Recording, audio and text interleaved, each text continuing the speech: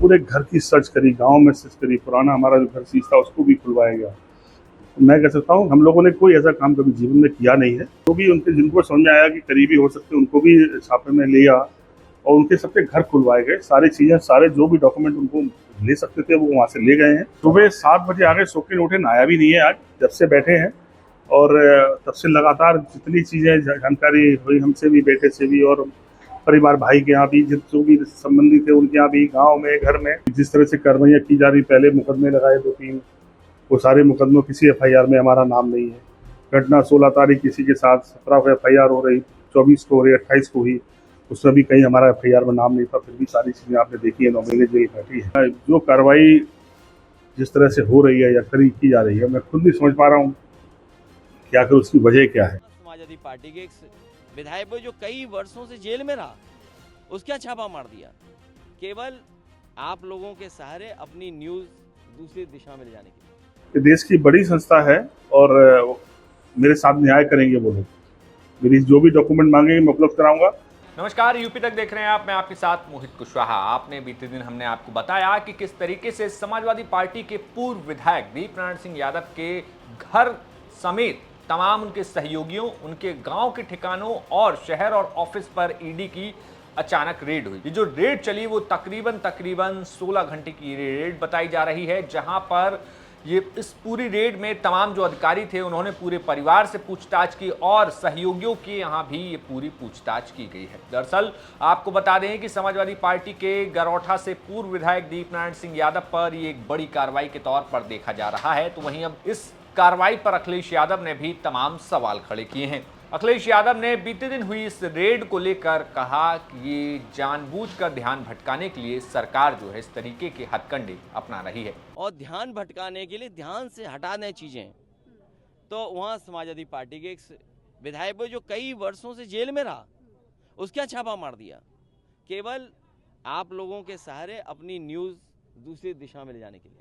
दरअसल ईडी की टीम दीपनारायण यादव के झांसी स्थित आवास पर सुबह के करीब 7 बजे पहुंची हुई थी, जहां पर स्पेस मून सिटी, उनके कार्यालय पर और मोठ थाना क्षेत्र में स्थित पैतृक गांव बड़ावली और करीबियों के यहां ये छापा एक साथ मारा गया। छापा मारते ही टीम ने सभी लोगों के मोबाइल जब्त कर लिए। इसके बाद जांच करते हुए तलाशी ली गई, जिसमें टीम को कई महत्वपूर्ण दस्तावेज और इलेक्ट्रॉनिक उपकरण मिले हैं, बताया गया, जिन्हें जब्त कर लिया गया है। इसके बाद कई बिंदुओं पर पूर्व विधायक समेत पूरे परिवार से पूरे दिन पूछताछ की गई। इसके बाद देर रात टीम दस्तावेज और अन्य उपकरणों को सीज कर अपने साथ ले गई है। टीम के जाने के बाद समाजवादी पार्टी के पूर्व विधायक दीपनारायण सिंह यादव ने मीडिया से मुखातिब होते हुए कहा कि उन पर ये कार्रवाइयां क्यों हो रही हैं उन्हें समझ नहीं आ रहा, क्योंकि ऑलरेडी उन पर 2 जांचें पहले से चल रही हैं, तो फिर आखिर ईडी की इस कार्रवाई को करने का कोई उन्हें औचित्य नजर नहीं आता है। इस पूरे मामले पर दीपनारायण सिंह यादव ने कहा कि इस मामले में जुड़े हुए जितने भी दस्तावेज हैं उन्होंने वो ईडी को उपलब्ध करवाए हैं। इसके साथ ही साथ जितनी भी जरूरी जानकारियां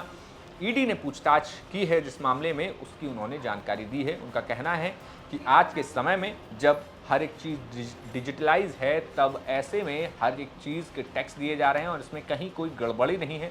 लेकिन फिलहाल इस पूरे मामले पर अब ये कार्रवाई एक बड़े कार्रवाई के तौर पर देखी जा रही है। देखिए, वो उन्होंने सर्च किया और पूरे घर की सर्च ली, सारे मतलब सारे जगह, हमारे घर, गांव में सब जगह गए हैं, सारे ऑफिस की सर्च की। जो डॉक्यूमेंट उन्होंने मांगे हमने उनको उपलब्ध कराए हैं और उनसे निवेदन किया कि आप जो चाहते हैं हम आपको देने को सहज तैयार हैं, और जो पेपर्स उन्होंने मांगे हमने उपलब्ध कराए हैं। मैं कह सकता हूं कि जो कार्रवाई जिस तरह से हो रही है या की जा रही है, मैं खुद नहीं समझ पा रहा हूं कि आखिर उसकी वजह क्या है, जबकि पहले से बहुत सारी एजेंसी हमारी जांच कर रही है। और उनको भी हमने पूरा मतलब जो मांगा है मैंने उपलब्ध कराए हैं। मैंने कहा कि आप जो है पहले हमारी पेपर्स को देख लीजिए, अगर आपको लगता है कहीं हम गलत हैं तो फिर उसके बाद जो आप जवाब मांगेंगे हम उपलब्ध कराएंगे। तो सारे पेपर्स वो ले गए हैं, सारे उन्होंने सारी जो रजिस्ट्रियाँ और सारी जो कंपनियों के विषय में जो चीज़ मांगी मैंने सब उपलब्ध कराई। सारे ऑफिस के सारे पेपर दे दिए, एक चीज़ जो डॉक्यूमेंट वो मांग रहे थे दे रहे थे।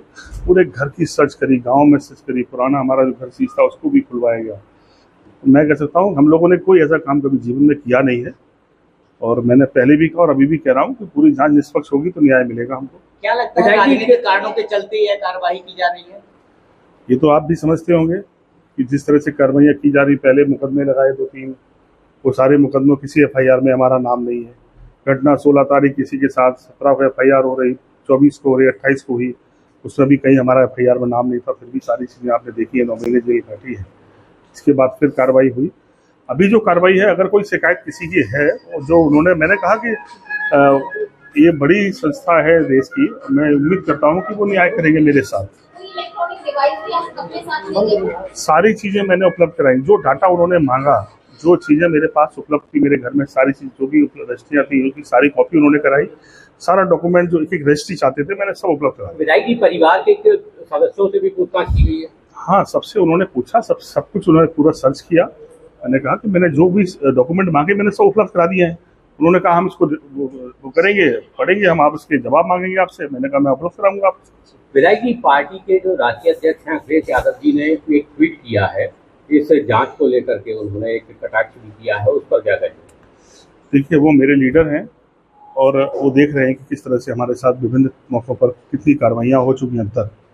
निसंदेह एक लीडर के नाते उनकी संवेदनाएं हमारे साथ हैं और हम आज भी आपके सामने कह रहे हैं कि हम न्याय चाहते हैं। आप हमारी जांच करें। हाँ, सब लोगों के पास छापा, जो भी उनके जिनको समझ में आया कि करीबी हो सकते उनको भी छापे में लिया और उनके सबके घर खुलवाए गए। सारी चीज़ें, सारे जो भी डॉक्यूमेंट उनको ले सकते थे वो वहाँ से ले गए हैं।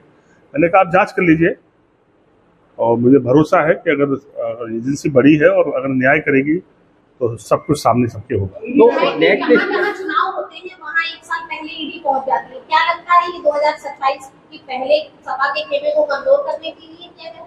देखिए, एक बड़ी संस्था के विषय में हम ये आरोप ये लगाएं, मैं कह सकता हूं कि ये तो आप समझते होंगे कि आखिर मतलब इसके पीछे उद्देश्य क्या हो सकता है, पर मैं अभी इस उम्मीद के साथ खड़ा हूं कि देश की बड़ी संस्था है और मेरे साथ न्याय करेंगे वो लोग। मेरी जो भी डॉक्यूमेंट मांगेंगे मैं उपलब्ध कराऊंगा। मैं आप सबसे और जनता से कह सकता हूं कि हम लोगों ने कोई ऐसा काम नहीं किया है।